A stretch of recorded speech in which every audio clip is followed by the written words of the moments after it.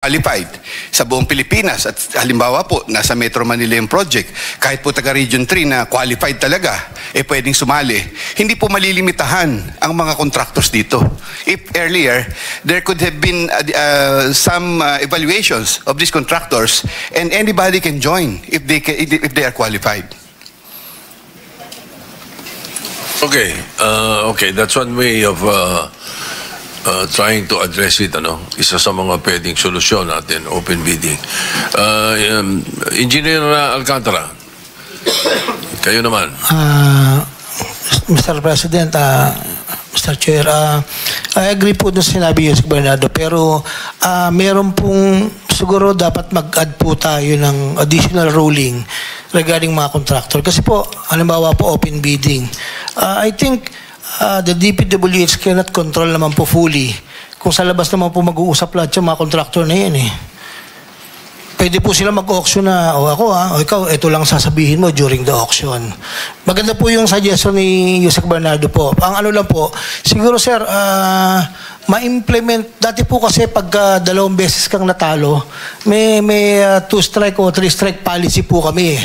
Yun po siguro dapat higpitan po doon. Halimbawa po, nag-join ka po sa bidding, natalo ka po ng 3 beses. Medyo ano na po yun parang questionable na po bakit natatalo ka lagi. So doon po nagkakaroon. Siguro po, higpitan lang po yung implementation ng 3-strike policy. Actually, meron na po dati po sa DPWH po noon. Para hindi po laging talo kung sino man po yung nagpapatalo. Ganun po na lumalabas na loser. Yun po yung maayano ko, Your Honor. Kasi po nag-uusap, may mga contractors association po, bawat lugar, may possibility. Hindi ko po sinasabing baka lang po, may possible na sila lang din po mag-uusap. So, makakapag-bid din po sila ng kanya-kanya. So, currently, walang 3-strike policy? Currently, walang 3-strike policy? Yusek Bernardo?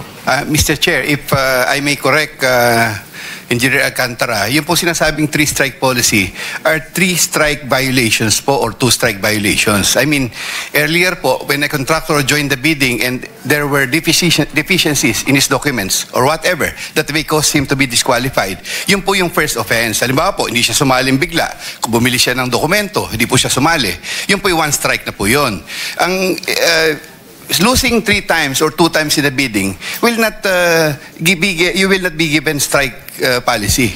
Pagka po tama po ang dokumento niya. Walang ganon. Doon lang sa mga documentation kung nagkakamali.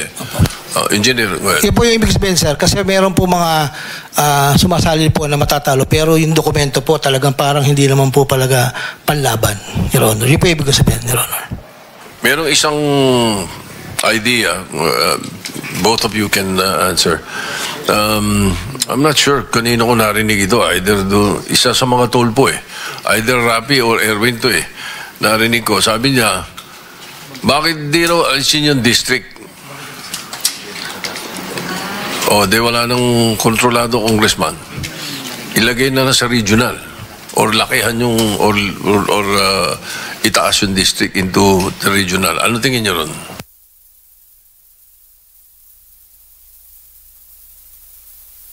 I'm sorry, it's Senator Marcoleta who said that idea. Anong comment niyo po? May I po, Mr. Senate President. Ang hirap po dyan, ang region po ay location po. Halimbawa po, ang region po ay halimbawa po, kamukha po ng nasa NCR. Medyo magkakalayo din po yung area. I think, halimbawa po, sa isang probinsya, halimbawa, na regional office, si Region 3 po, Mr. Chair, na nasa Central Luzon, nasa Pampanga.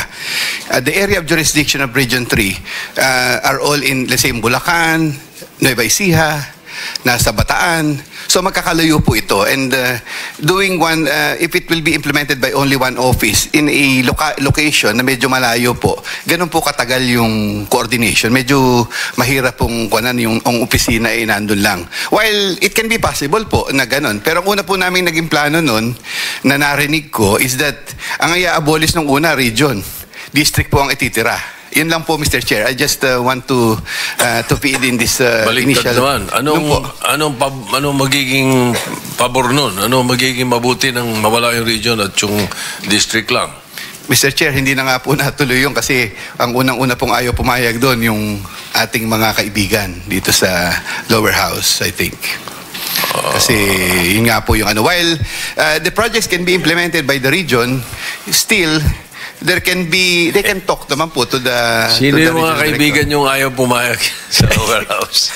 Mahirap po magsabi ng pangalan, Mr. Senate President, di po? Okay, so the suggestion of Senator Rodante has been answered, and I will try to look into the suggestions about the issue of bidding. Thank you, Mr. Chairman. Senator Erwin Tulfo, Yes, for Mr. second Chair. round. Yes, Mr. Chair. Tatanong ko lang po itong district engineer natin, sila Engineer Alcantara, JP Mendoza, and si Bryce. Do you think reshuffling now ng mga district engineer makakatulong yon pag ni-reshuffle nationwide? I mean, alisin na. Kasi bata-bata system ang nangyayari dyan eh. Hawak ng mga district congressman, yung mga district engineer. Pag i-reshuffle kaya, do you think makakatulong ito, Engineer Alcantara?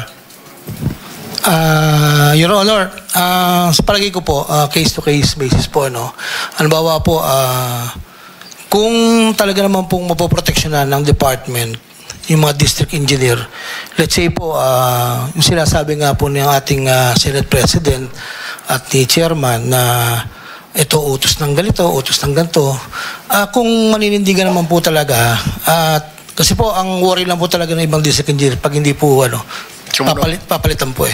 Kung madedepensahan po kami ng department, you can stay as long as you're in within the policy of the department. Palagi ko po mas okay po yung ganun. Rather than doon po sa i-reshuffle po, pwede rin po. Kaya lang siyempre po, kung dadating din sa ibang lugar, at ganoon din po yung magiging mangyayari, Your Honor, hindi po magiging functional din po. Nilipat po sa ibang lugar, ang nasusunod din po yung nandun, hindi po magiging effective yung pag-shuffle. Siguro po, ang pinakamaganda po, para personal ko lang to, Your Honor, if kasi po kadalasan pag nagagalit yung pupunta sa department, palitan itong DE, ganito, alisin.